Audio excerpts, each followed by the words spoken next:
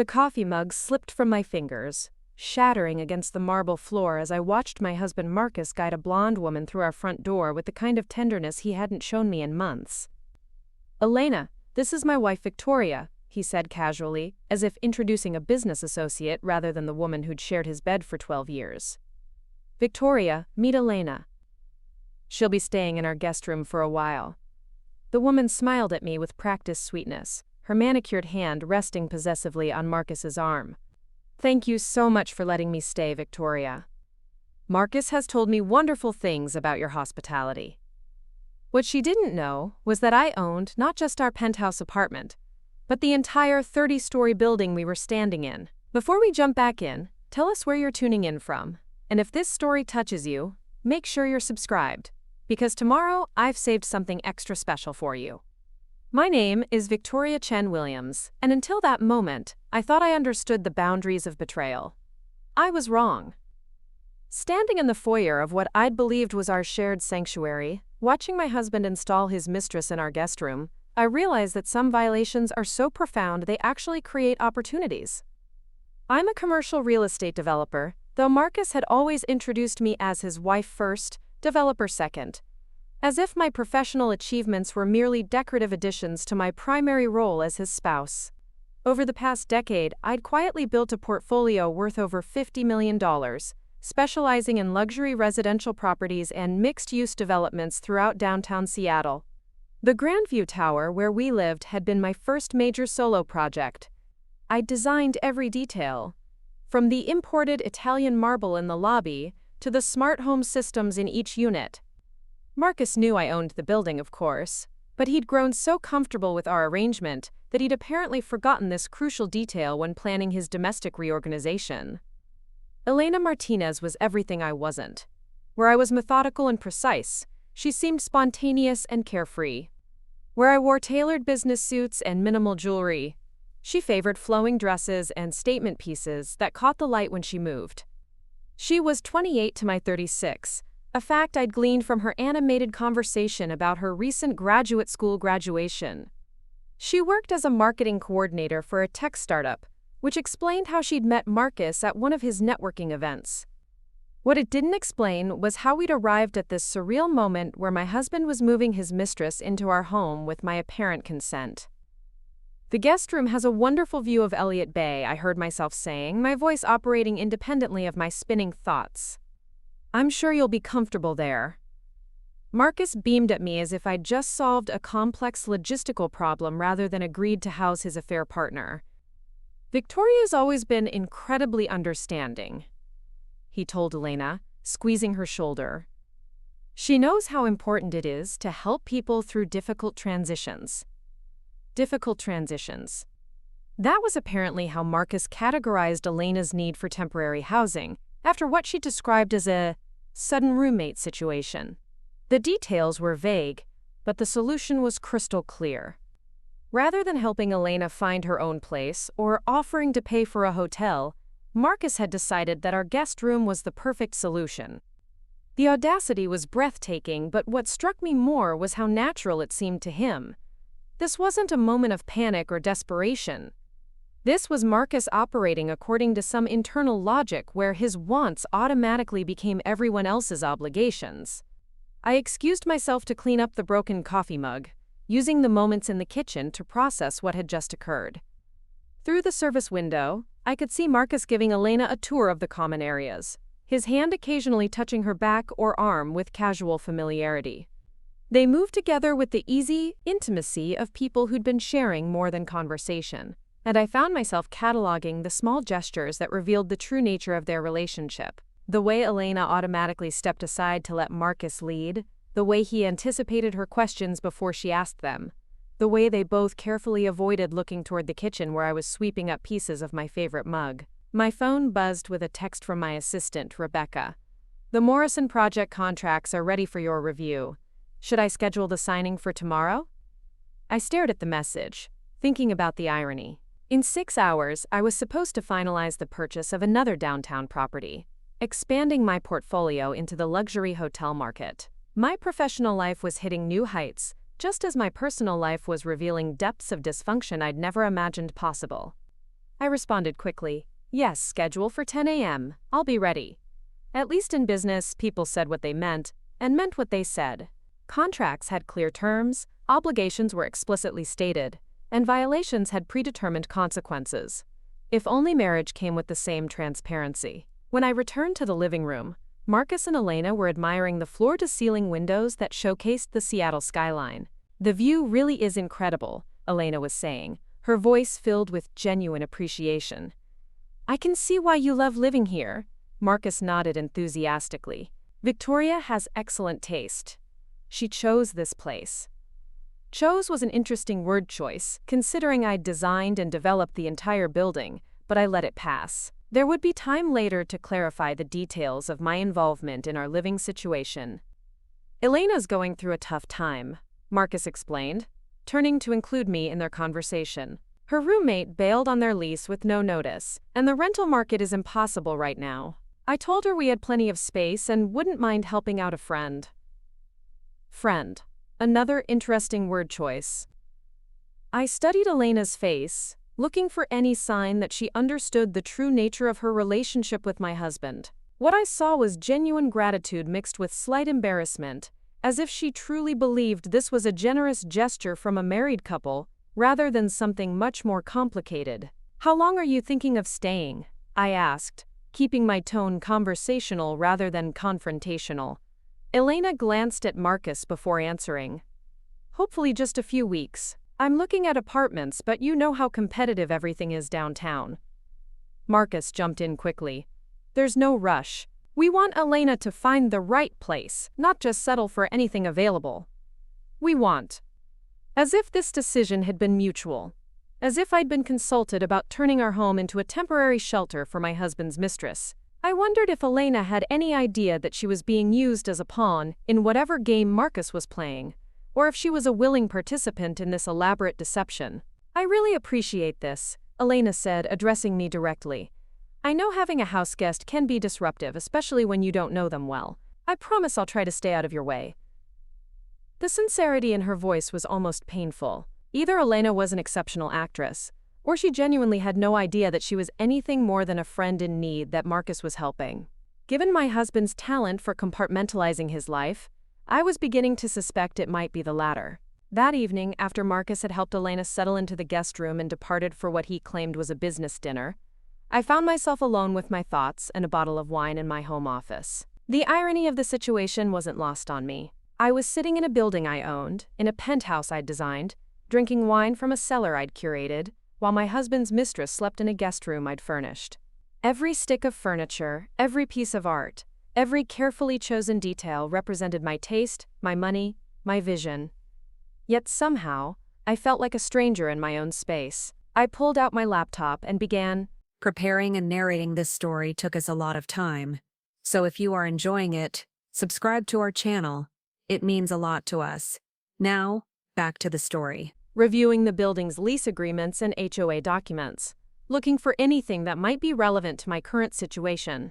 As the developer and majority owner, I had certain rights and responsibilities that extended beyond my individual unit. The building's charter included specific provisions about overnight guests, subletting restrictions, and conduct standards that all residents were required to follow. More importantly, as the holder of the master lease on the commercial spaces and parking facilities, I had significant leverage that Marcus had apparently forgotten about.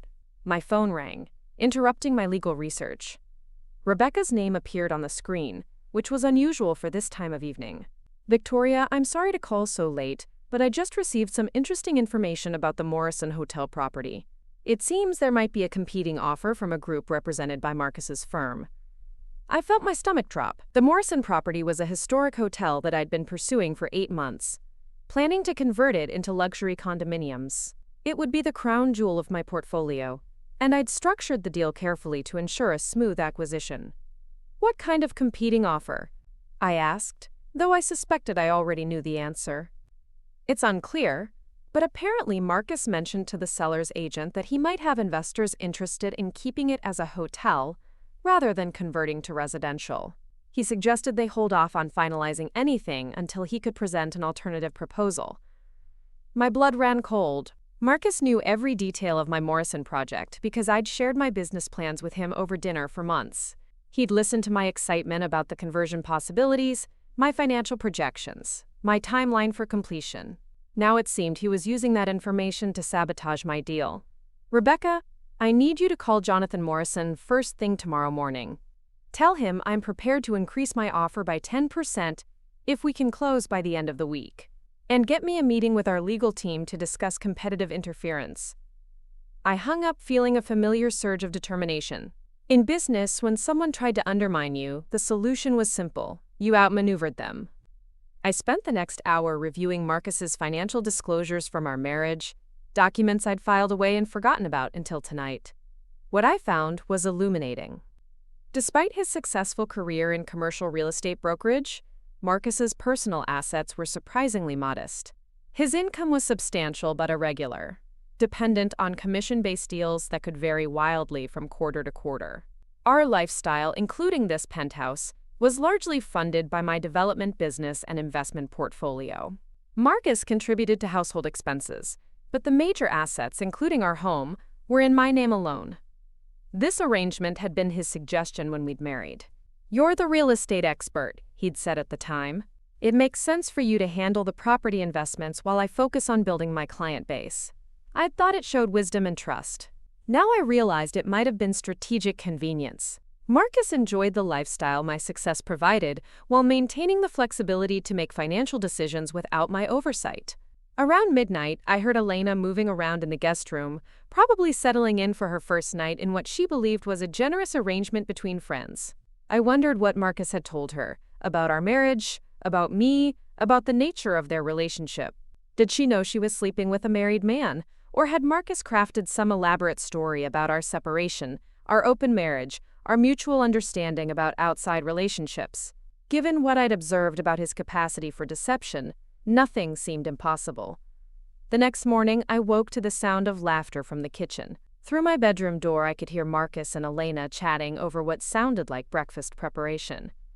The domestic harmony was surreal, as if we'd all agreed to participate in some alternative lifestyle arrangement that I'd somehow forgotten agreeing to. I dressed carefully in my favorite power suit, choosing accessories that reminded me of my professional accomplishments. If Marcus wanted to play games with our home life, he was about to discover that his wife was very, very good at games. When I entered the kitchen, I found Elena cooking what appeared to be an elaborate breakfast spread while Marcus sat at the counter with his coffee and newspaper. "Good morning," Elena said brightly, as if she'd been living here for months rather than hours. "I hope you don't mind, I made extra pancakes and eggs. It's my way of saying thank you for letting me stay." Marcus looked up from his paper with a satisfied smile. "Isn't this nice? It's like having a personal chef."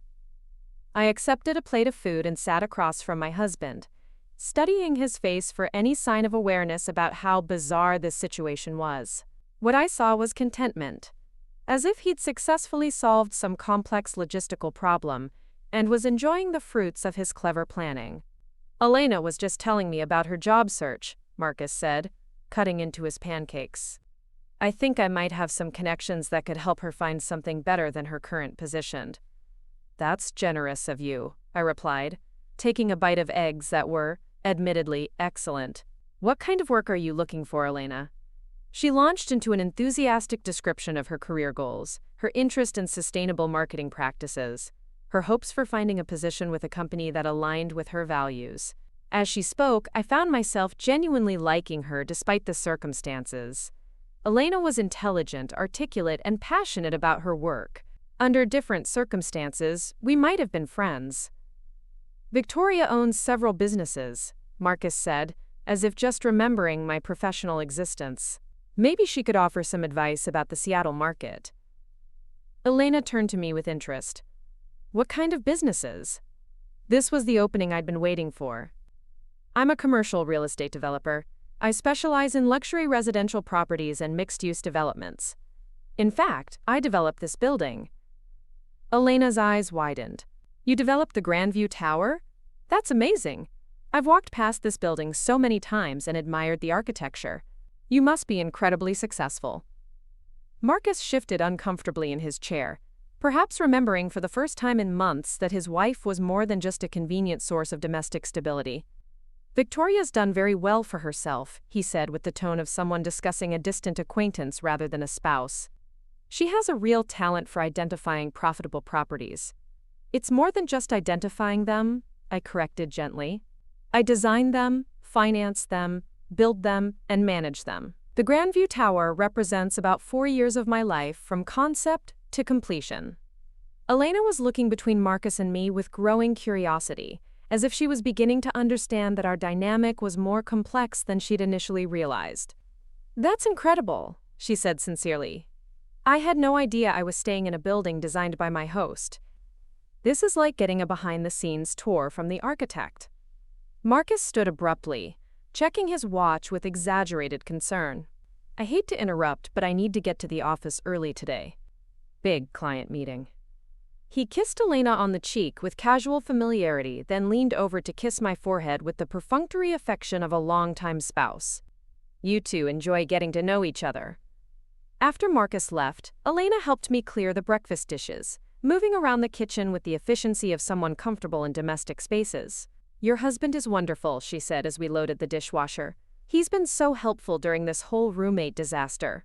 I don't know what I would have done without his support." The innocent gratitude in her voice made my chest tighten. Whatever Elena believed about her relationship with Marcus, it clearly didn't include an understanding of its true nature. "How did you meet Marcus?" I asked, genuinely curious about his version of events. "At a networking event for young professionals. I was new to the city and didn't know anyone, and he was so welcoming. He introduced me to people, gave me advice about the Seattle business community, even helped me understand some of the local customs I was struggling with." Elena smiled at the memory. "He made me feel like I had a friend here." A friend. I wondered if Marcus had positioned himself as a mentor figure, someone safe and married who was simply being generous to a newcomer to the city. It would explain Elena's complete lack of self-consciousness about the arrangement, and her obvious affection for Marcus that seemed more grateful than romantic. "Where did you move here from?" I asked, assembling a mental picture of Elena's background. "Phoenix. I grew up there and went to college at Arizona State, then got my master's degree at UC San Diego. This is my first time living anywhere with real seasons, and definitely my first time in a city this expensive." She laughed ruefully. "The sticker shock has been intense. That's part of why the roommate situation was so devastating. I'd budgeted so carefully, and then suddenly I was looking at paying double rent on a graduate student budget." The pieces were falling into place. Elena was young, financially vulnerable, new to the city, and probably grateful for any kindness from someone as established and charismatic as Marcus. Whether their relationship had progressed beyond friendship was still unclear, but Marcus's motivations were becoming clearer. He positioned himself as Elena's protector and benefactor, a role that fed his ego, while giving him access to a young woman's gratitude and admiration. "Well, you're welcome to stay as long as you need to get settled," I heard myself saying, though I wasn't entirely sure why. Perhaps it was curiosity about how this situation would develop, or perhaps it was a growing desire to understand exactly what kind of game Marcus was playing. Either way, I was committed to seeing it through. Elena's face lit up with relief. "Thank you so much, Victoria. I promise I'll be the perfect house guest. I love to cook, I'm obsessively clean, and I'll stay out of your way as much as possible." The irony was that I was genuinely starting to enjoy Elena's company. She was intelligent, interesting, and brought an energy to the penthouse that had been missing for months. If she was Marcus's mistress, she was certainly an upgrade from the shallow, high-maintenance women he'd dated before our marriage. After Elena left for work, I spent the morning on conference calls related to the Morrison property, working to counter whatever interference Marcus was planning. My legal team confirmed that his actions could constitute tortious interference if we could prove he was using confidential information to sabotage my deal. The challenge would be demonstrating that Marcus had access to privileged information and was using it to harm my business interests. During lunch, I received an unexpected call from David Chen, my cousin and one of Seattle's most prominent divorce attorneys. "Victoria, I hope you don't mind me calling out of the blue, but I heard something through the grapevine that I thought you should know about." My stomach clenched. David was not someone who called with good news. "What kind of something?" Marcus has been asking mutual acquaintances about your business assets, specifically about your ownership structure and liquidity. He's been framing it as concern about your stress levels and workload, but the questions are very specific and financially focused. David paused. The kind of questions someone asks when they're planning for asset division in a divorce. I felt the blood drain from my face. Are you sure, Victoria? I've been practicing family law for 15 years. I know what it looks like when someone is preparing for divorce proceedings. Marcus is gathering information about your finances, and he's doing it through back channels instead of asking you directly. After David hung up, I sat in my office chair, feeling like the floor had shifted beneath me. Marcus wasn't just having an affair and installing his mistress in our guest room. He was actively planning to leave me while gathering intelligence about my assets to maximize his position in divorce proceedings. The Elena situation wasn't a thoughtless betrayal, it was strategic positioning. Everything suddenly made sense. Marcus's recent distance, his sudden interest in my business projects, his pointed questions about my investment strategies and property valuations. I'd thought he was finally taking an interest in my work. Instead, he'd been conducting reconnaissance for what he saw as an inevitable legal battle. I spent the rest of the afternoon reviewing our prenuptial agreement with fresh eyes. When we'd married, Marcus had insisted on including provisions that would protect both our professional assets in case of divorce. At the time, I'd appreciated his practical approach to what most people considered an unromantic topic. Now I realized he'd been planning his exit strategy from the beginning, ensuring that his eventual departure wouldn't leave him financially disadvantaged.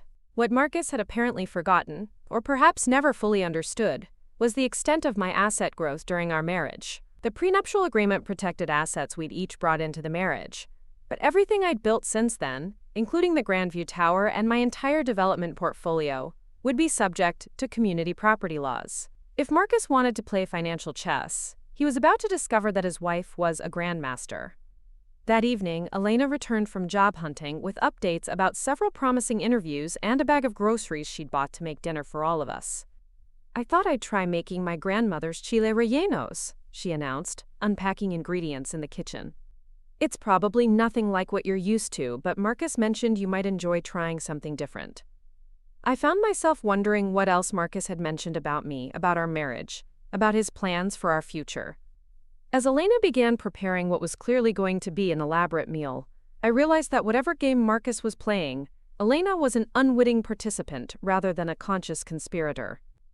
Her obvious effort to contribute to the household, her deference to me as the lady of the house, her genuine appreciation for our hospitality, all suggested someone who believed she was a temporary guest rather than a permanent replacement. Marcus arrived home just as Elena was putting the finishing touches on dinner, appearing in the kitchen with flowers and a bottle of wine, as if this was a celebration rather than the most surreal domestic arrangement I'd ever experienced. "Something smells incredible," he announced, kissing Elena's cheek before acknowledging me with a nod. "You two seem to be getting along well."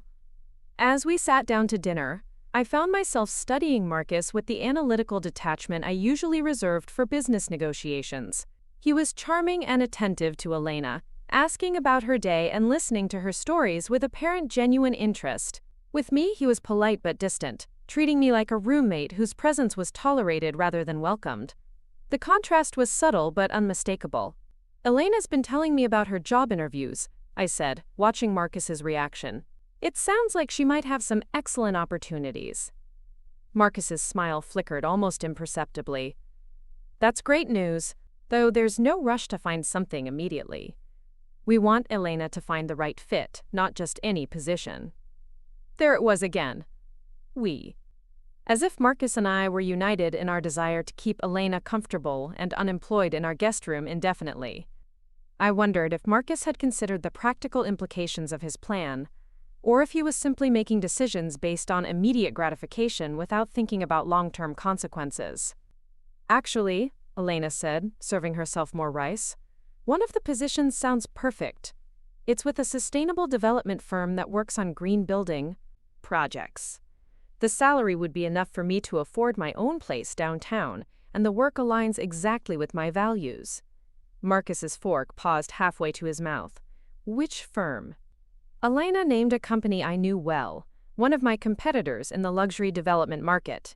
They specialized in environmentally conscious projects and had an excellent reputation for employee satisfaction and career development.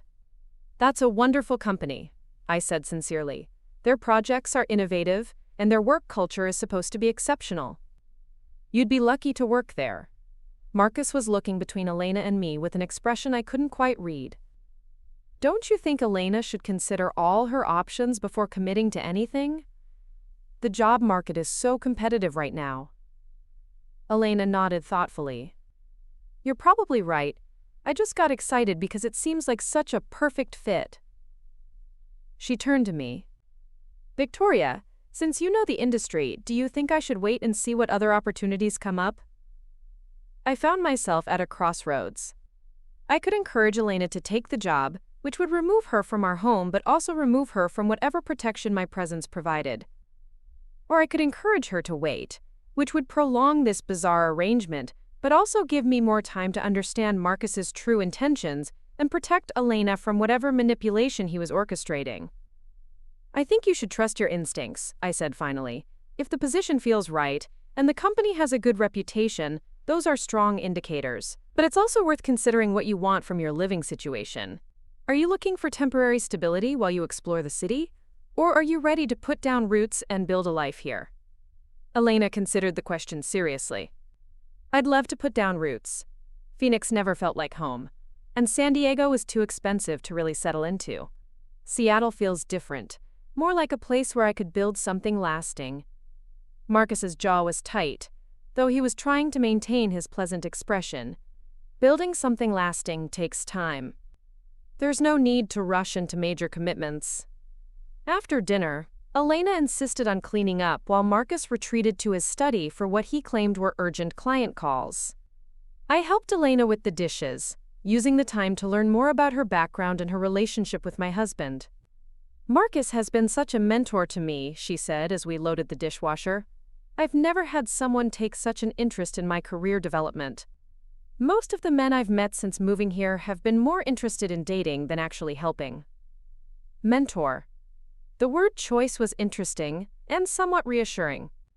Either Elena was exceptionally naive, or Marcus had been more careful about maintaining appropriate boundaries than I'd initially suspected. "What kind of career guidance has he provided?" I asked, genuinely curious about how Marcus had positioned himself in Elena's life. He introduced me to people in his network, gave me advice about salary negotiations, even helped me practice for interviews. When I told him about my roommate situation, he immediately offered solutions and resources. Elena smiled gratefully. "I know it's unusual for a married man to take such an interest in helping a single woman, but he's been completely professional. I think having a stable marriage gives him the freedom to be generous without any hidden agenda." Stable marriage. I almost choked on the irony. Either Marcus was a better actor than I'd ever imagined, or he genuinely believed our marriage was stable despite his apparent preparations for divorce. The cognitive dissonance was staggering. "I'm glad he's been helpful," I managed to say.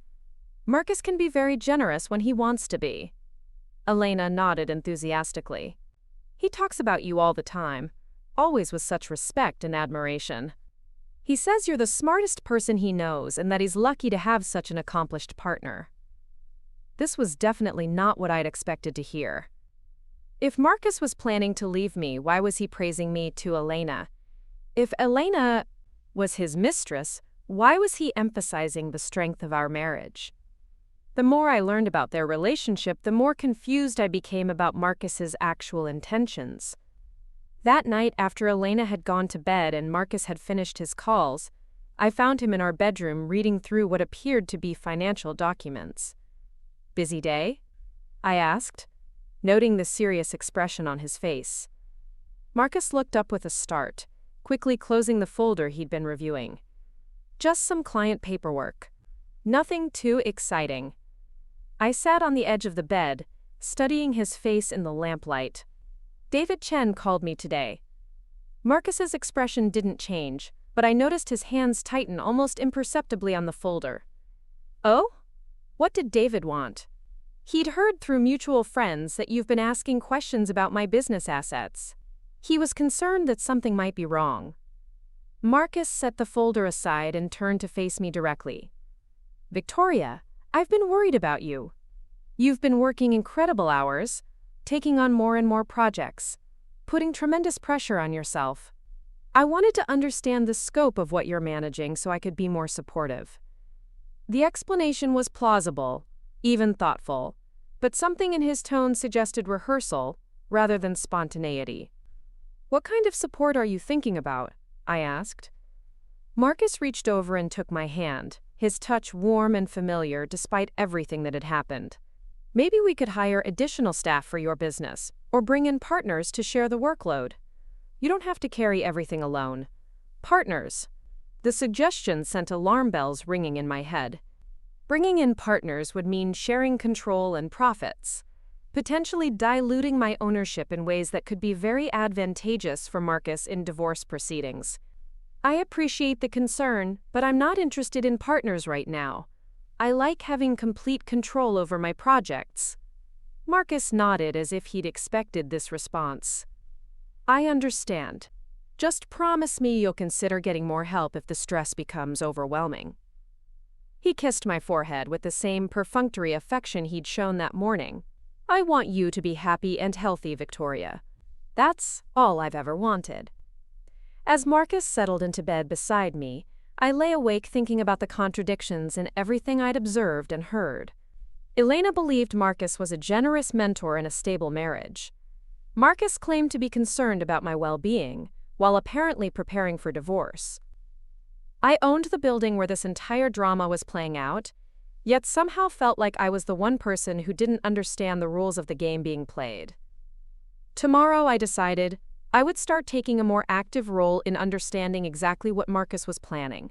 If he wanted to gather information about my assets, he was welcome to try. But he was about to discover that his wife had access to information sources he'd never even considered, and that playing financial games with a commercial real estate developer was a very dangerous strategy. The Morrison property deal would be my first test. If Marcus was truly trying to sabotage my business interests, I would know by the end of the week. And if he was preparing for divorce while maintaining the facade of a concerned husband, he was about to learn that his wife was much better at strategic planning than he'd ever imagined. As I finally drifted off to sleep, I could hear Elena moving around in the guest room, probably settling in for another night in what she believed was a temporary arrangement between friends. Whatever Marcus's true intentions, Elena deserved to understand the reality of her situation. The question was how to protect her without revealing information that could be used against me if this situation truly was heading toward divorce proceedings. One thing was certain. The next few days would reveal the true nature of everyone's intentions, including my own. Marcus had made the mistake of underestimating his wife while overestimating his own cleverness. He was about to discover that owning the building where someone plays their games gives you a significant advantage in determining how those games end. The Morrison property meeting was scheduled for 10 in the morning, but I arrived at Jonathan Morrison's office at 9:30, determined to finalize the deal before Marcus could implement whatever sabotage he was planning. Jonathan greeted me with the enthusiasm of someone who'd been dealing with acquisition negotiations for months and was ready to close. Victoria, excellent timing. I've reviewed your increased offer, and I have to say, it's very compelling. He gestured for me to take a seat in his conference room, where the purchase contracts were spread across the mahogany table. I did receive a call yesterday from someone claiming to represent competing interests, but frankly, their proposal was vague and underfunded compared to yours. I felt a surge of satisfaction mixed with anger. Marcus had indeed tried to interfere with my deal, but apparently his attempt had been amateurish enough to backfire. What kind of competing proposal? I asked, though I suspected I already knew the answer. Someone named Marcus Williams called, claiming he had investors interested in maintaining the property as a boutique hotel rather than converting to residential. When I asked for specifics about funding, timeline, and development plans, he became evasive, said he needed more time to put together the details. Jonathan shook his head dismissively. In my experience, serious buyers come prepared with concrete proposals, not vague promises about potential interest. Marcus had overplayed his hand, making the classic mistake of assuming that his charm and networking connections could substitute for actual business acumen. What he'd forgotten was that I'd been building relationships in Seattle's commercial real estate market for over a decade, while he'd only been working residential sales and smaller commercial deals. Jonathan Morrison and I had a professional history that Marcus couldn't compete with or undermine. "I'm ready to sign today if the terms are acceptable," I told Jonathan, pulling out my fountain pen. "My legal team has reviewed everything, and my financing is already approved." We spent the next hour finalizing details and signing documents, officially making me the owner of the Morrison Hotel. As I walked out of Jonathan's office with the keys to my newest property, I felt the familiar rush of satisfaction that came with successful acquisitions. My phone rang as I was getting into my car. Marcus's name appeared on the screen, and I answered with genuine curiosity about what he would say. "Victoria, I just heard from Jonathan Morrison. Congratulations on the hotel purchase." His tone was carefully neutral, but I could detect underlying tension. "Thank you. It's been a long negotiation, but I'm excited about the conversion potential." I kept my voice equally neutral, giving no indication that I knew about his attempted interference. "I understand there was some competing interest, but apparently it didn't materialize." "Yes, I'd heard rumors about another buyer, but you know how these things go. People talk about deals that never actually happen." Marcus paused, and I could almost hear him calculating his next move. "Listen, I was thinking we should celebrate your success. Why don't I make reservations somewhere special for dinner tonight? Just the two of us." The suggestion was so unexpected that I almost laughed. After installing his apparent mistress in our guest room and trying to sabotage my business deal, Marcus wanted to celebrate my success with a romantic dinner. The audacity was breathtaking, but it also presented an opportunity to gather more information about his true intentions. "That sounds lovely," I replied. "Should I ask Elena if she'd like to join us? Or did you have something more intimate in mind?" The question was designed to test Marcus's boundaries and see how he would navigate the complicated dynamic he'd created. "Actually, I think Elena mentioned she has plans with some potential roommates tonight. It might be nice for us to have some time alone together." The lie came so smoothly that I wondered how many other convenient explanations Marcus had crafted to manage his various relationships and obligations. After hanging up, I drove back to the Grandview Tower with my mind racing through possibilities. Marcus's attempt to sabotage my deal had failed, but his willingness to try suggested he was more desperate than I'd realized. His invitation to dinner could be an attempt at reconciliation, a strategic move to gather more information, or simply another layer of the elaborate performance he'd been staging. When I arrived home, I found Elena in the kitchen preparing what appeared to be elaborate lunch spread. "I hope you don't mind," she said, looking up from chopping vegetables. "I had a phone interview this morning, and cooking helps me process stress. I made way too much food." "How did the interview go?" I asked, accepting the cup of coffee she offered. Elena's face lit up with excitement. "Really well, I think. It was for the position with the sustainable development firm I mentioned last night. They want me to come in for a final interview tomorrow, and they hinted that they're ready to make an offer to the right candidate." I found myself genuinely pleased for Elena's success, despite the complicated circumstances of her presence in my home. "That's wonderful news. What would the position involve?" As Elena described the job responsibilities and her enthusiasm for the company's environmental mission, I realized that her departure might actually be a loss. She was intelligent, motivated, and brought a positive energy to the penthouse that had been missing for months. "Marcus will be so proud," Elena continued. "He's been such a mentor throughout this whole process. I don't think I would have had the confidence to pursue these opportunities without his encouragement."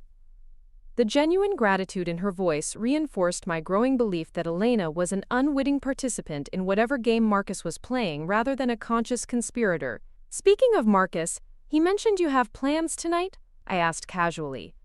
Elena looked confused for a moment. "Plans? I don't think so. I was just going to stay in and maybe watch a movie." The confusion in her voice confirmed what I'd suspected. Marcus had lied about Elena's evening plans to create an opportunity for our dinner alone.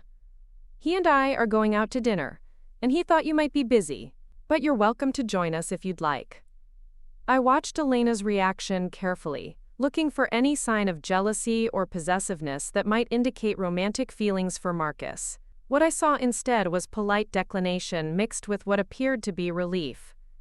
That's so sweet of you to offer, but I think a quiet evening at home sounds perfect.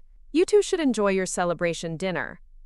Elena's response suggested she genuinely saw Marcus and me as a happily married couple who deserved private time together.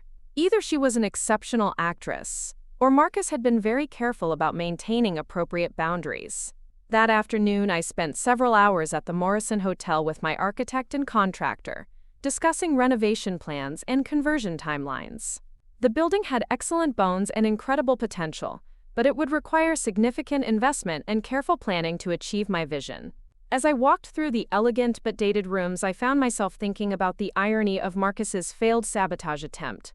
His interference had actually motivated me to increase my offer and accelerate the closing, resulting in a better outcome than if he'd never tried to interfere at all. My phone buzzed with a text from Rebecca. David Chen called asking if you'd received his information about Marcus's financial inquiries. He says it's urgent. I stepped out onto the hotel's rooftop terrace to call David back, wanting privacy for what I suspected would be a sensitive conversation.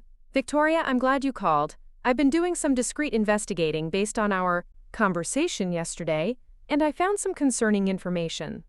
David's voice was serious in a way that made my stomach clench. Marcus has been much more systematic about gathering information on your assets than I initially realized. What do you mean by systematic? I asked, though I dreaded the answer. He's consulted with at least 3 different attorneys about Washington state community property laws, specifically focusing on cases involving business assets acquired during marriage. He's also been asking detailed questions about asset valuation and hidden property issues. The implications hit me like a physical blow. Marcus wasn't just casually preparing for a possible divorce. He was actively building a legal strategy to maximize his position in divorce proceedings. The Elena situation wasn't a momentary lapse in judgment.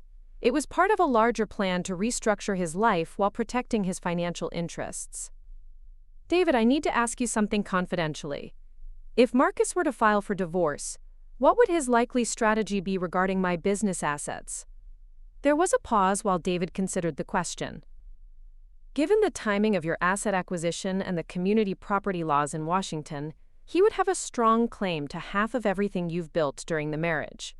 That includes your development company, your property portfolio, and any business interests acquired with marital funds. I felt dizzy as the full scope of Marcus's potential financial claims became clear. The Morrison Hotel alone was worth several $1 million, but it was just one piece of a portfolio that had grown exponentially during our marriage. If Marcus successfully claimed half of my business assets, he would walk away from our divorce wealthier than he'd ever been in his life. However, David continued, there are strategies we could use to protect your interests, especially if we can demonstrate that Marcus has been acting in bad faith, or attempting to manipulate the situation to his advantage. I thought about Marcus's attempted sabotage of the Morrison deal and his apparent financial reconnaissance mission. What kind of bad faith actions would be relevant?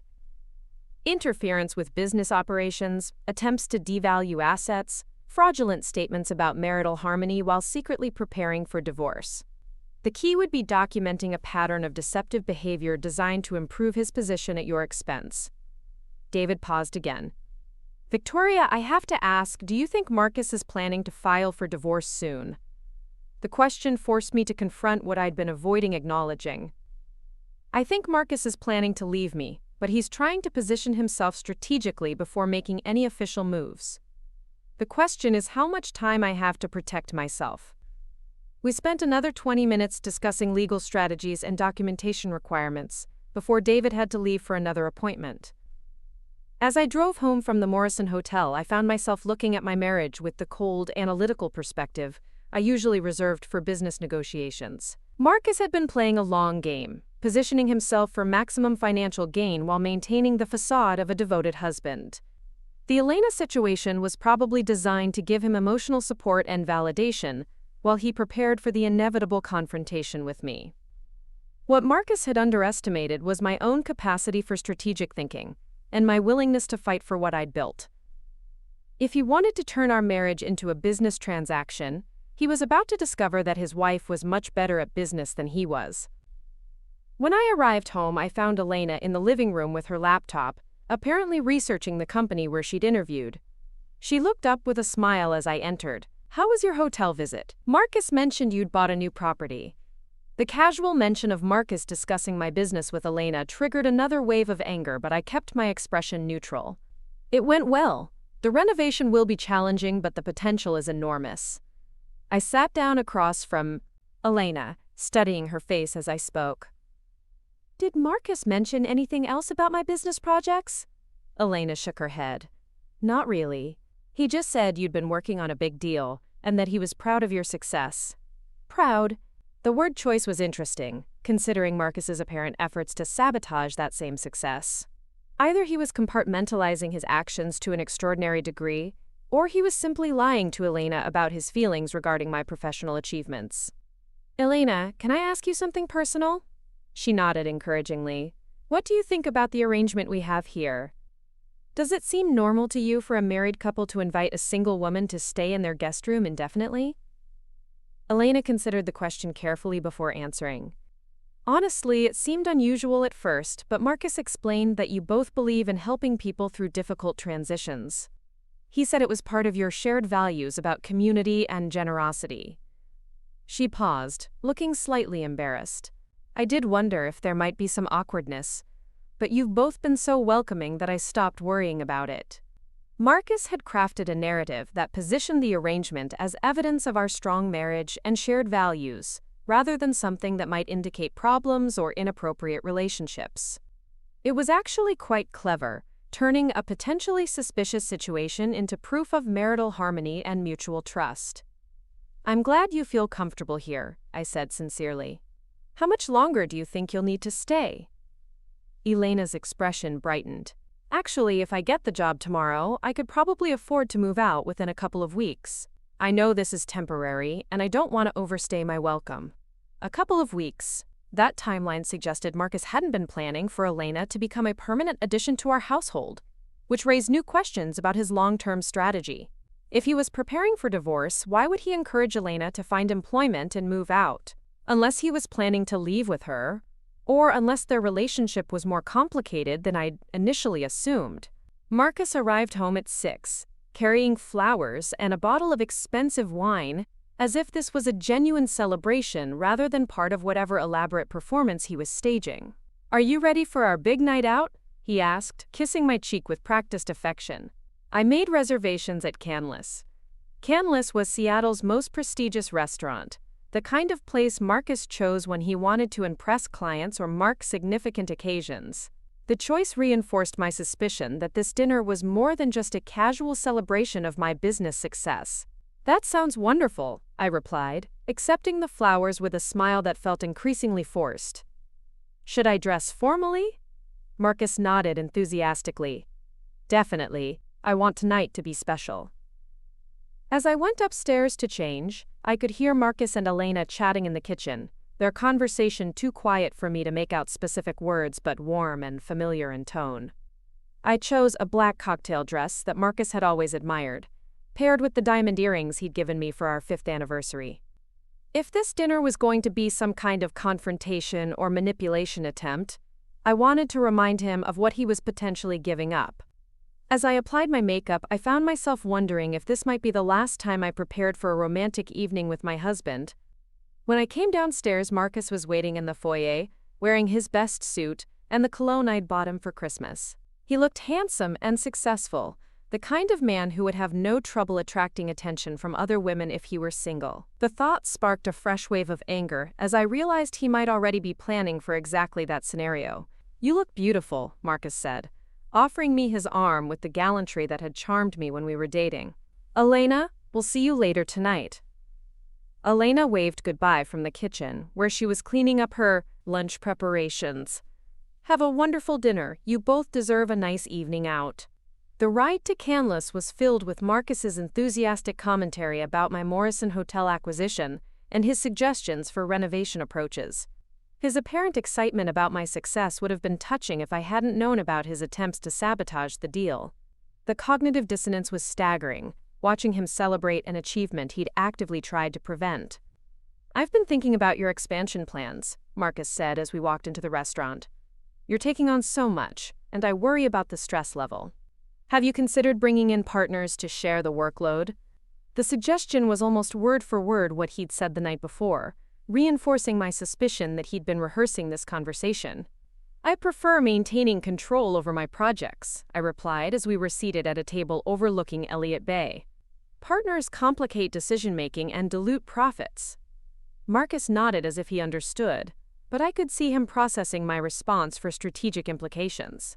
Throughout dinner, Marcus was charming and attentive, asking about my renovation plans and sharing stories about his own recent sales successes. To any outside observer, we would have appeared to be a successful, happily married couple celebrating professional achievements. The performance was so convincing that I found myself occasionally forgetting about the undercurrents of deception and manipulation. It wasn't until dessert arrived that Marcus shifted to what I realized was his true agenda for the evening. Victoria, I've been thinking about our future, about what we want our lives to look like in the next few years. His tone became more serious, almost formal. We've both been so focused on building our careers that I wonder if we've lost sight of what really matters. What do you think really matters? I asked, genuinely curious about how he would frame this conversation. Marcus reached across the table and took my hand, his touch warm and familiar despite everything that had changed between us. Our relationship. Our marriage. The foundation we've built together. He paused, looking directly into my eyes with an intensity that would have been romantic if I hadn't known about his legal consultations and financial investigations. I think we need to make some changes to protect what we have. The word choice was telling. Protect what we have could mean strengthening our marriage, or it could mean protecting assets from potential division in divorce proceedings. What kind of changes? I asked carefully. I think we should consider restructuring some of your business holdings to reduce your personal liability and stress. Maybe create partnerships or corporate structures that would take some of the pressure off you. Marcus squeezed my hand gently. I've been researching options that could protect your assets while giving you more flexibility. There it was. Marcus was proposing that I voluntarily restructure my business holdings in ways that would likely benefit him in divorce proceedings. The audacity was breathtaking, but the strategy was actually quite sophisticated. If I agreed to these changes, he could claim credit for helping me optimize my business structure, while actually positioning himself for maximum financial gain. That's very thoughtful of you, I replied, keeping my tone appreciative rather than suspicious. What specific structures were you thinking about? Marcus launched into a detailed explanation of partnerships, corporate restructuring, and asset protection strategies that revealed extensive research and consultation with financial advisors. As he spoke, I realized that Marcus had been planning this conversation for weeks, maybe months. The timing, coming immediately after my Morrison Hotel acquisition, was designed to catch me in a celebratory mood when I might be more receptive to his suggestions. The romantic dinner setting was intended to frame his proposals as expressions of love and concern rather than strategic manipulation. These are interesting ideas, I said when he finished his presentation, but I'd want to have my own financial advisors review any proposed changes before making decisions. Marcus's smile flickered almost imperceptibly. Of course. I just think it's important that we protect what you've worked so hard to build. Protect. That word again, loaded with implications about threats that might require protection against. I found myself wondering if Marcus saw me as the threat to be protected against, or if he was genuinely concerned about external risks to my business empire. The drive home was quiet, both of us apparently processing the evening's conversation from our different perspectives. Marcus seemed satisfied with his performance, humming softly as he navigated the evening traffic. I was calculating the implications of everything he'd revealed about his knowledge of asset protection strategies and his apparent timeline for implementing changes to our financial structure. When we arrived home, Elena was in the living room reading, curled up on the sofa in comfortable pajamas with a cup of tea. She looked up with a warm smile as we entered. "How was dinner? You both look like you had a wonderful time." Her innocent pleasure in our apparent happiness was almost heartbreaking given the undercurrents of deception that had dominated the evening. "It was lovely," I replied truthfully. Canlis never disappoints. Marcus nodded agreement, but I noticed he seemed eager to end the conversation and retreat to his study. "I just need to check some emails before bed," he announced, disappearing down the hallway with the purposeful stride of someone who had important work to accomplish. Elena and I chatted for a few minutes about her job interview preparation and her excitement about the potential position. Her enthusiasm was infectious, and I found myself genuinely hoping she would get the job and find happiness in Seattle. As she headed to the guest room for the night, I realized that Elena was probably the only innocent party in the complicated drama that was unfolding in my home. I found Marcus in his study, hunched over his laptop with the intense focus he usually reserved for important client negotiations. "Working late?" I asked, noting the financial documents spread across his desk. Marcus looked up with a start, quickly minimizing whatever he'd been viewing on his screen. "Just following up on some leads from today's client meetings," he said, gathering the papers into a neat stack. "You know how it is, potential deals that need immediate attention." I recognized the evasive tone from dozens of previous conversations where Marcus had deflected questions about his work activities. "I've been thinking about your suggestions at dinner," I said, settling into the chair across from his desk. "The asset protection strategies you mentioned are intriguing, but I'd want to understand the tax implications before making any changes." Marcus leaned forward with renewed interest.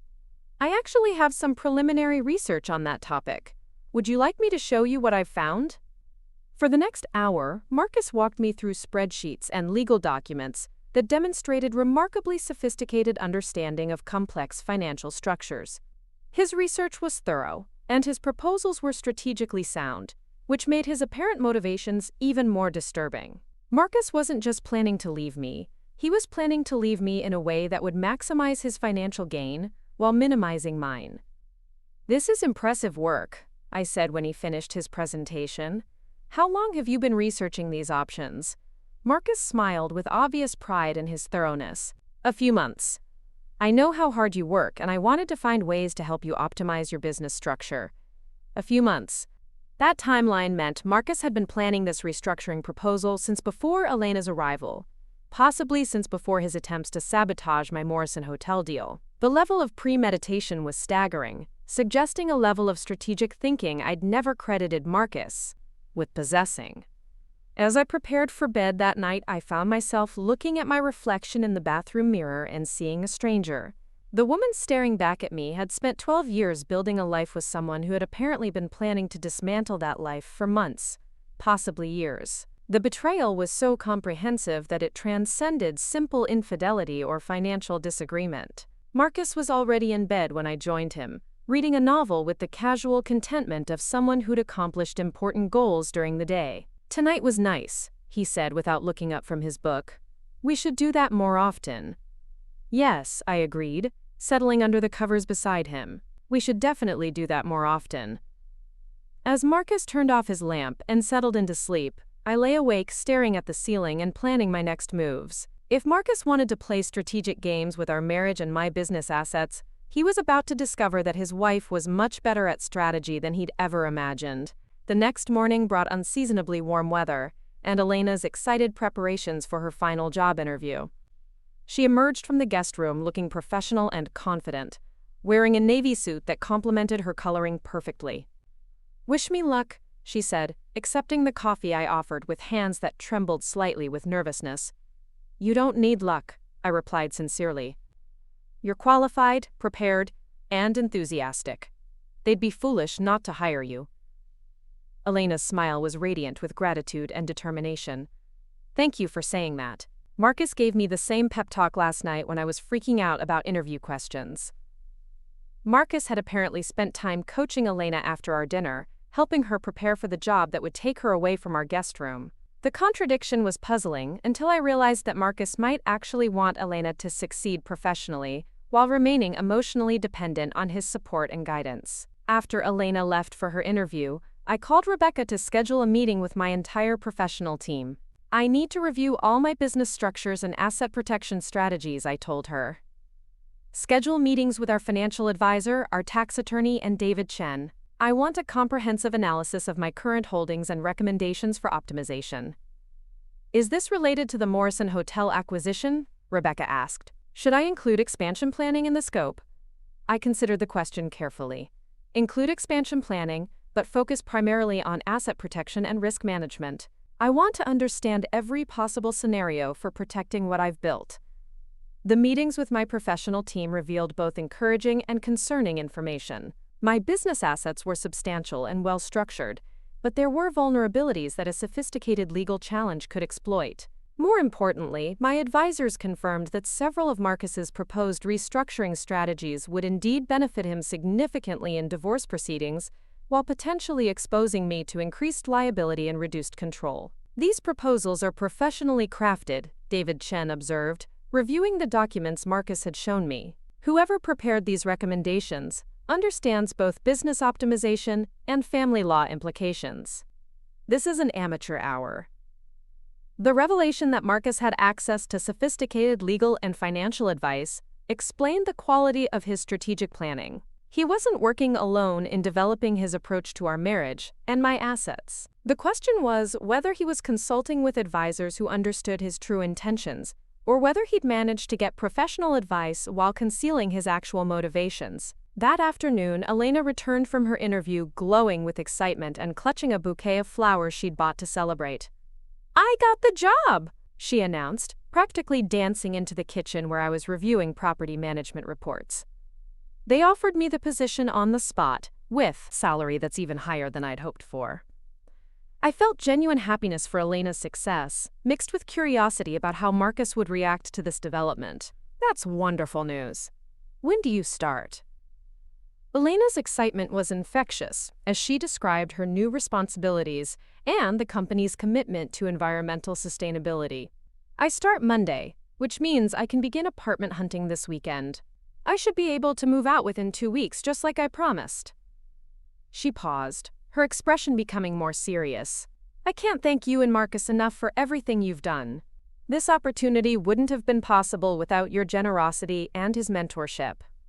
We're both very happy for you, I replied, meaning it sincerely despite the complicated circumstances. You've been a delightful houseguest, and I know you're going to be incredibly successful in your new position. As Elena continued describing her interview experience, I found myself wondering how Marcus would handle her departure and what it might mean for his long-term planning. Marcus arrived home that evening with champagne and an elaborate takeout dinner from Elena's favorite restaurant, apparently having heard about her job offer through their text communication throughout the day. His celebration seemed genuine, though I detected underlying tension in his enthusiasm. This calls for a toast, Marcus announced, opening the champagne with theatrical flair. To Elena's bright future and new beginnings. As we raised our glasses, I wondered if Marcus was toasting Elena's departure or mourning the end of whatever role she'd been playing in his strategic planning. Throughout dinner, Marcus seemed genuinely pleased about Elena's success, while simultaneously pumping her for details about her new salary, benefits, and housing budget. His questions were framed as helpful guidance, but I recognized the information-gathering technique from his business negotiations.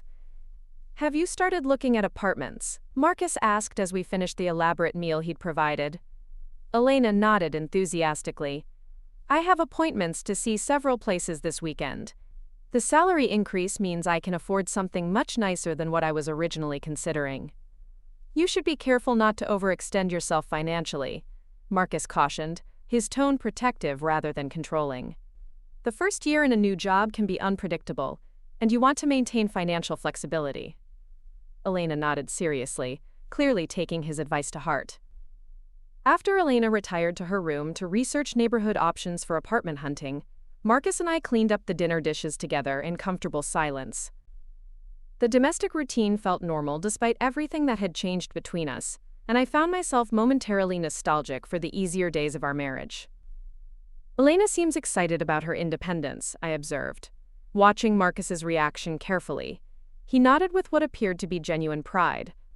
She's worked hard for this opportunity. I'm glad we could provide stability during her transition period. Transition period. The phrase suggested Marcus had always viewed Elena's stay as temporary, which contradicted my initial assumption that he might be planning to leave me for her. The more I observed their interaction, the more convinced I became that their relationship was more complex than a simple affair. That night, as Marcus worked late in his study, and Elena researched apartments in the guest room, I sat in my bedroom reviewing everything I'd learned about my husband's strategic planning. The asset protection proposals, the legal consultations, the attempted sabotage of my business deals, all suggested someone preparing for major life changes while trying to optimize his financial position. What remained unclear was Marcus's timeline and his ultimate objectives. Was he planning to file for divorce immediately after Elena moved out, or was he building a longer-term strategy that would unfold over months or years? Did he expect me to discover his planning, or did he believe he could implement his strategy without my knowledge? One thing was certain: Marcus had underestimated my intelligence, my resources, and my willingness to fight for what I'd built. If he wanted to turn our marriage into a strategic competition, he was about to discover that his wife was exceptionally good at winning. Elena's apartment hunting weekend turned into an extended affair that revealed just how carefully Marcus had been managing every aspect of her transition. I watched from my office window as he drove her to viewing appointments, waited in the car while she toured potential homes, and accompanied her to lunch between properties. Their dynamic looked like a protective older brother helping his younger sister navigate a complicated decision, which made me wonder if I'd been completely wrong about the nature of their relationship. Monday morning brought Elena's first day at her new job, and an unexpected phone call that changed everything. Rebecca's voice was tense when she called at 7:30. "Victoria, we have a problem with the Morrison Hotel. Someone filed a lien against the property, claiming there's an outstanding debt from previous ownership that wasn't disclosed during the sale." I felt my blood pressure spike as I processed this information. That's impossible. Jonathan Morrison provided clear title documentation, and our legal team verified everything before closing. Rebecca's next words made my stomach drop. The lien was filed by a company called Williams Strategic Consulting, claiming they provided advisory services to the previous owner that were never paid. Williams Strategic Consulting. Marcus's middle name was William, and he'd mentioned starting a consulting business several times over the past year. The pieces fell into place with sickening clarity. Marcus hadn't just tried to sabotage my Morrison Hotel deal. He'd created a fraudulent lien to complicate my ownership and potentially force me into expensive legal proceedings. "Rebecca, get David Chen on the phone immediately and have our litigation team start researching Williams Strategic Consulting. I want to know everything about this company, including its ownership structure and filing history." I was already reaching for my car keys, planning to drive to the Morrison Hotel to see the lien documentation myself. The lien paperwork was professionally prepared, but clearly fraudulent upon close examination. Williams Strategic Consulting claimed to have provided market analysis and investment advisory services to Jonathan Morrison between March and August, with a total outstanding balance of $47,000. The dates coincided perfectly with my own negotiations for the property, suggesting Marcus had been tracking my progress and timing his interference accordingly. What made the fraud particularly sophisticated was that Marcus had apparently researched actual consulting services that could plausibly have been provided to someone selling a commercial property. The invoices referenced legitimate-sounding activities like competitive market assessment, buyer qualification analysis, and, quote, negotiation strategy development. Someone without extensive real estate experience might have found the claims believable. David Chen arrived at the Morrison Hotel within an hour, bringing a paralegal and a briefcase full of legal documents. His expression was grim as he reviewed the lien paperwork. "This is clearly fraudulent, but it's going to be expensive and time-consuming to resolve. Marcus timed this perfectly to cause maximum disruption to your renovation plans." "How expensive and how long?" I asked, though I suspected I wasn't going to like the answer. David calculated quickly. "Probably $30,000 to $40,000 in legal fees, and 3 to 6 months to get through the court system, assuming Marcus doesn't fight the fraud charges aggressively. 3 to 6 months would delay my renovation timeline significantly and tie up both financial resources and my personal attention in legal proceedings. If Marcus was planning to file for divorce during that period, the timing would be strategically advantageous for him. I would be distracted, financially stressed, and unable to focus on protecting my other assets. David, I want you to file criminal fraud charges against Marcus personally and against Williams Strategic Consulting. I also want to pursue civil remedies for damages, including the costs of defending against this fraudulent lien. David nodded approvingly. That's exactly what I was going to recommend. The documentation here is so obviously fabricated that we should be able to prove fraud relatively easily. As we left the Morrison Hotel, my phone buzzed with a text from Elena. First day is going amazingly well. Found 3 apartments I love. Marcus is helping me compare lease terms tonight. Thank you again for everything. The innocent enthusiasm in her message contrasted sharply with the calculated malice of Marcus's business sabotage, reinforcing my growing conviction that Elena was genuinely unaware of the broader conflict surrounding her presence in our home. That evening, I arrived home to find Marcus and Elena spread across the dining room table with apartment lease agreements, financial calculators, and what appeared to be a detailed comparison chart of rental options. Marcus looked up with his practiced smile as I entered. Elena found some fantastic options. We're just running the numbers to make sure she makes the smartest financial decision.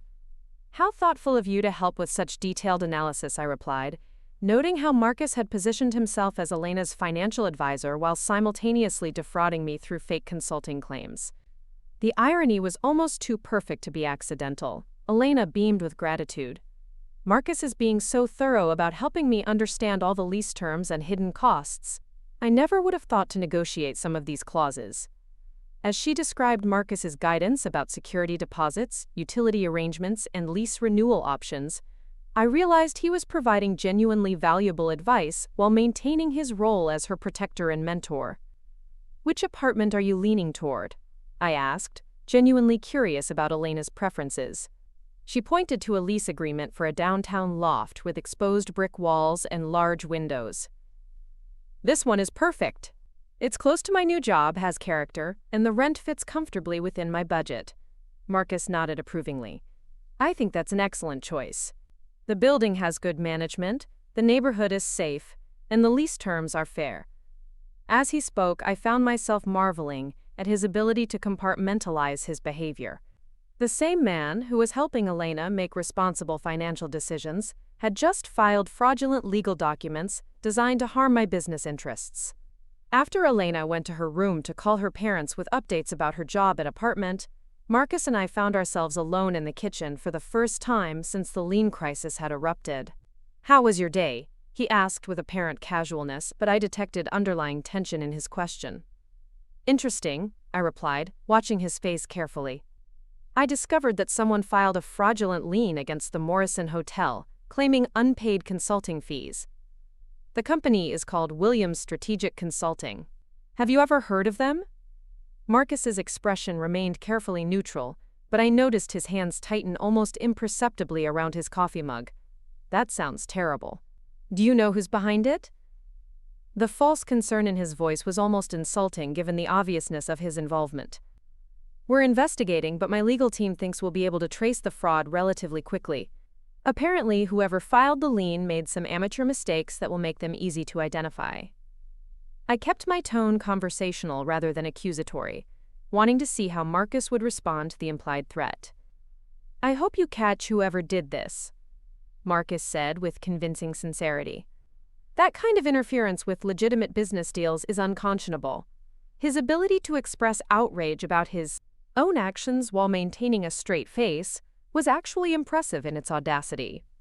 The next morning brought a breakthrough that exceeded even my expectations for rapid resolution. David Chen called while I was reviewing renovation contracts for the Morrison Hotel. Victoria, you're not going to believe this. Williams Strategic Consulting is registered to a residential address in Bellevue, and the incorporation papers list Marcus Williams as the sole owner and operator. I felt a surge of satisfaction mixed with amazement at Marcus's carelessness. He used his real name and a traceable address? David's laughter was grim. It gets better. The business bank account for Williams Strategic Consulting was opened with a deposit from your joint checking account. Marcus literally used your money to fund the company he's using to defraud you. The implications were staggering. Marcus had not only committed fraud against my business interests, but he'd done it so carelessly that proving his guilt would be trivial. Either he'd believed I would never investigate the lien thoroughly, or he'd been so focused on causing immediate disruption that he hadn't considered the long-term consequences of his actions. David, I want to move forward with criminal charges immediately. File everything today, and make sure the prosecutor understands that this is a clear case of fraud with documented evidence of intent and execution. I felt a cold satisfaction as I contemplated Marcus's reaction when he was arrested for business fraud. Already in progress, David replied. I've also prepared civil suits for damages, including the costs of defending against the fraudulent lien and the business disruption caused by his interference. We're looking at potential damages in the six-figure range. That afternoon, Elena returned from her second day of work, glowing with enthusiasm about her new colleagues and the projects she'd been assigned. I think I'm going to love this job, she told me as she prepared what had become her signature post-work snack of herbal tea and fruit. The company culture is exactly what I was hoping for, and my supervisor seems genuinely interested in developing my skills. That's wonderful, I replied sincerely. Have you made any decisions about the apartment options Marcus helped you analyze? Elena nodded excitedly. I'm signing the lease tomorrow for the downtown loft. Marcus offered to help me move this weekend, which is incredibly generous given how busy he's been with work. Busy with work. I wondered what Elena would think if she knew that Marcus's recent work activities included filing fraudulent legal documents against his wife's business interests. The cognitive dissonance between Marcus's careful mentorship of Elena and his calculated betrayal of me was becoming increasingly difficult to process. Thursday morning brought the resolution I'd been waiting for.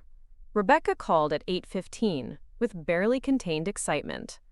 Victoria, the police just arrested Marcus at his office on fraud charges related to the Williams Strategic Consulting lien.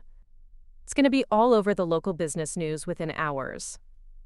I felt a complex mixture of vindication, sadness, and anticipation as I processed this information. After months of suspecting Marcus of various deceptions and manipulations, having concrete proof of his criminal behavior was both satisfying and devastating. Our marriage was truly over, but at least now I had legal leverage to protect my business assets from his strategic planning. What happens next? I asked, though my legal training gave me a general understanding of the criminal justice process. Rebecca's response was exactly what I'd expected.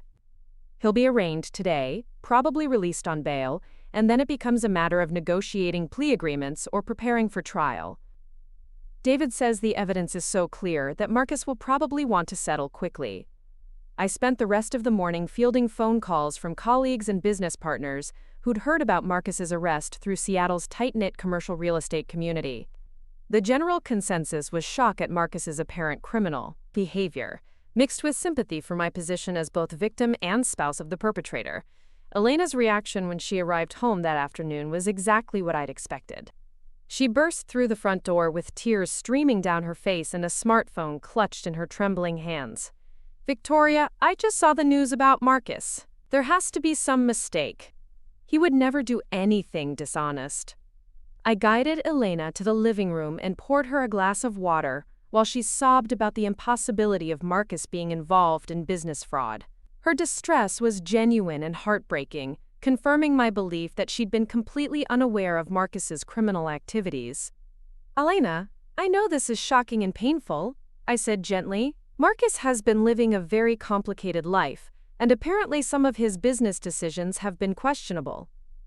I couldn't bring myself to reveal the full scope of Marcus's deception, including his apparent preparations for divorce and his systematic attempts to manipulate both Elena and me for his own advantage. But he's been so helpful, so honest about everything, Elena protested through her tears. He helped me with job interviews, apartment hunting, financial planning. Why would someone who's been so generous commit fraud against your business? The question revealed the extent of Elena's innocence about the situation she'd been placed in. She genuinely couldn't reconcile the Marcus who'd been mentoring her with the Marcus who'd been systematically betraying his wife.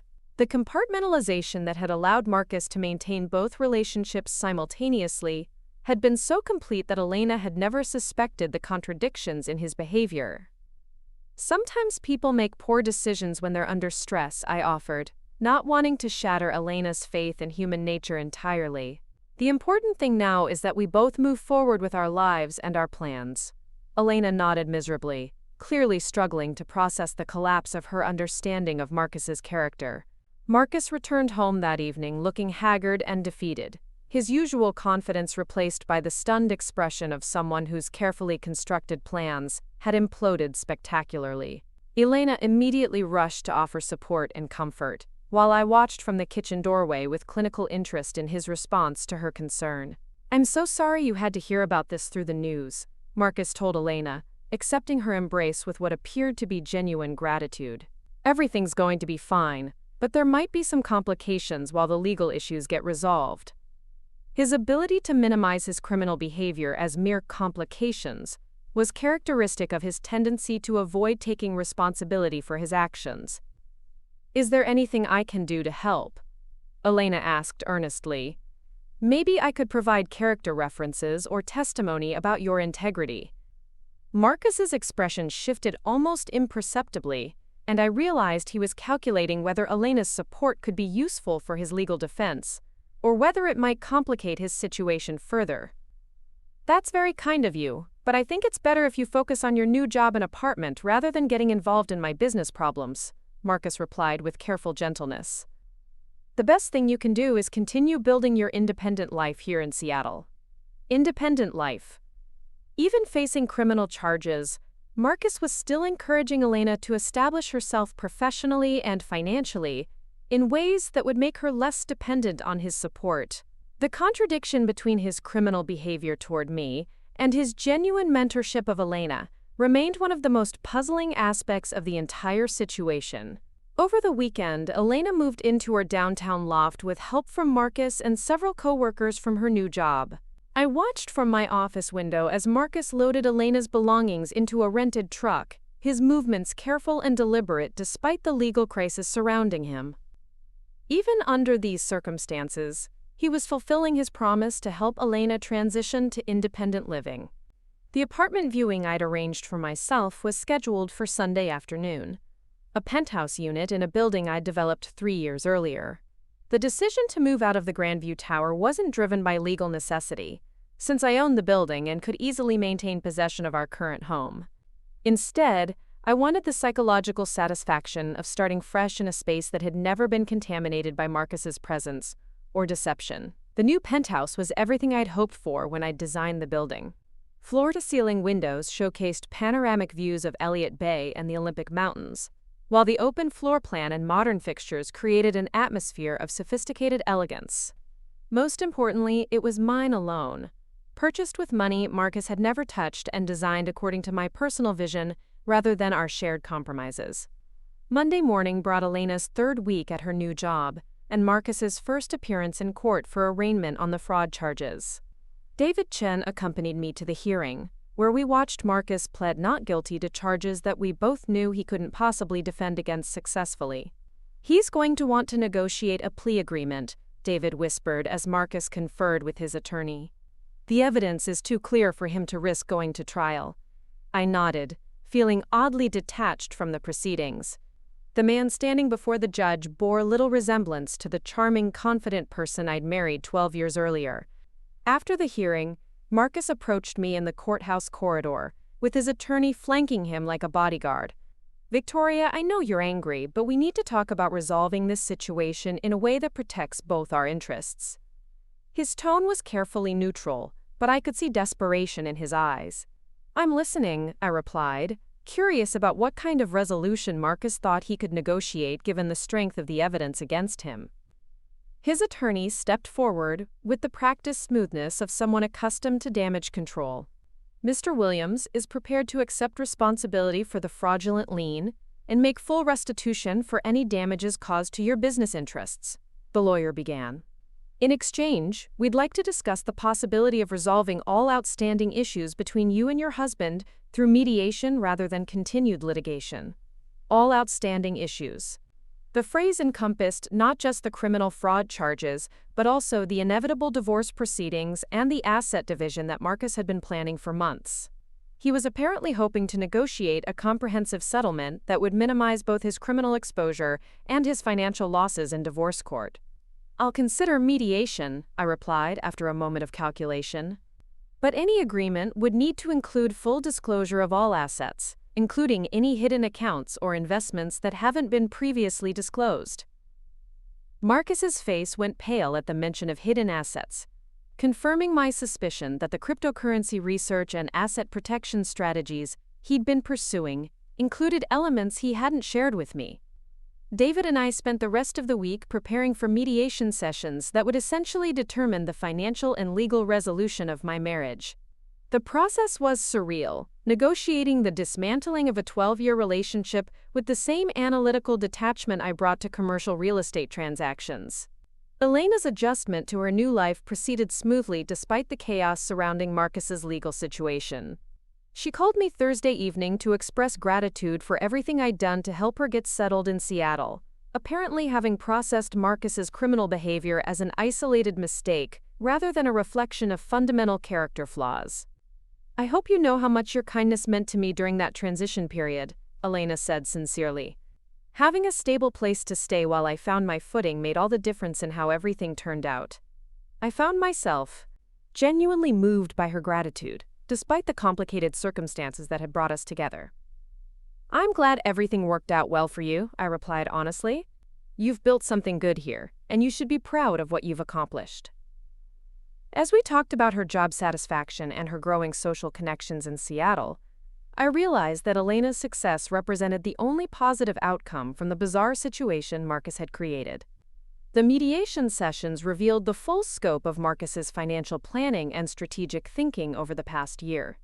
His attorney presented documentation showing systematic research into asset protection strategies, divorce law, and business valuation techniques that painted a picture of comprehensive preparation for marital dissolution.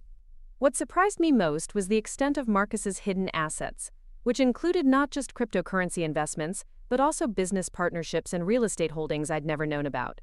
The total value was substantial enough to change significantly the mathematics of our asset division, but not large enough to offset the damages from his criminal behavior.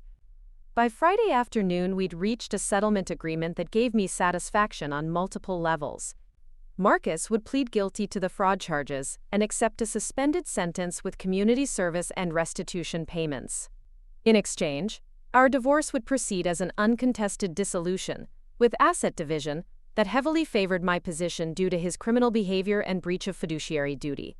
Most importantly, Marcus would transfer his ownership interest in the Grandview Tower to me completely, along with any claims to my business assets acquired during our marriage. In exchange, I would allow him to retain his hidden investments and receive a modest settlement that would give him enough financial security to restart his life elsewhere.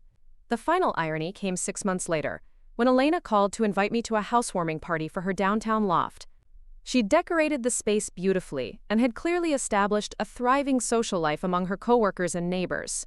As I toured her home and met her friends, I realized that Marcus's most lasting legacy might be the successful launch of Elena's independent life in Seattle.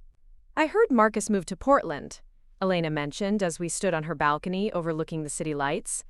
"I hope he's finding ways to rebuild after everything that happened."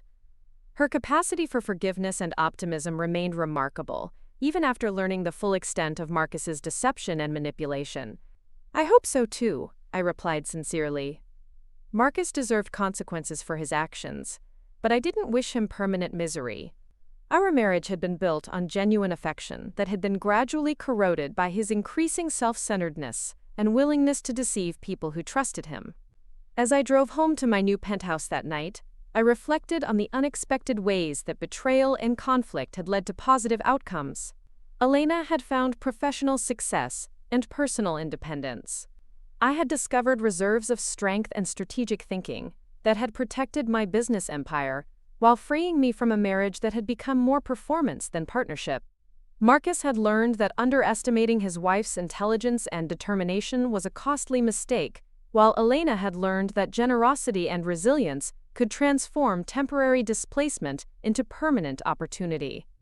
Sometimes the most destructive actions create space for the most constructive outcomes, especially when people refuse to accept defeat as their final answer. Up next, you've got 2 more standout stories right on your screen. If this one hit the mark, you won't want to pass these up. Just click and check them out.